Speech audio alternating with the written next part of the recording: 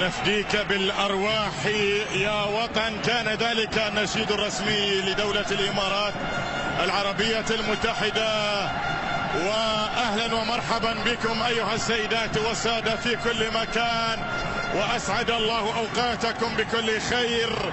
ليلة أخرى من ليالي كأس الخليج، وليلة أخرى فيها منتخب الإمارات بدعوات المحبين في كل مكان في دولة الإمارات العربية المتحدة. منتخب الإمارات الآن يخطو خطوة أخرى في كأس الخليج، ويقترب أكثر فأكثر من المباراة النهائية، لكنه يصطدم الآن بشقيق العراق في المباراة في الدور نصف النهائي. الكل تابع المباراة الأولى في نصف نهائي كأس الخليج، والكل تابع طبعا تأهل المنتخب العماني على حساب المنتخب البحريني في مباراة في نصف النهائي. وبالتالي الآن نحن نتابع مباراة في غاية الأهمية هذا المساء. أحمد خليل يعود لمنتخب الإمارات، وطاقم التحكيم اليوم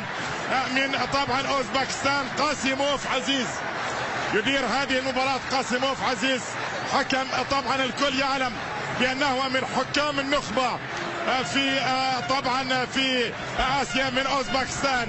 اليوم منتخب الإمارات باللون الأحمر وليس باللون الأبيض، لكن أيا كانت الألوان وألوان علم دولة الإمارات العربية المتحدة كما يعلم الكل. لكن اليوم اللون الأحمر لمنتخب الإمارات. خالد عيسى موجود في المرمى، خليفة مبارك، اسماعيل أحمد ومهند لعنزي في خط الدفاع، بينما محمد أحمد، محمد المنهالي، خميس إسماعيل وعلي سالمين في خط الوسط. ولدينا الثلاثي الذي نأمل وندعو له بكل التوفيق، عمر عبد الرحمن، أحمد خليل وعلي مبخوت. تشكيلة منتخب الإمارات الوطني. هذه تشكيلة المنتخب العراقي: جلال حسن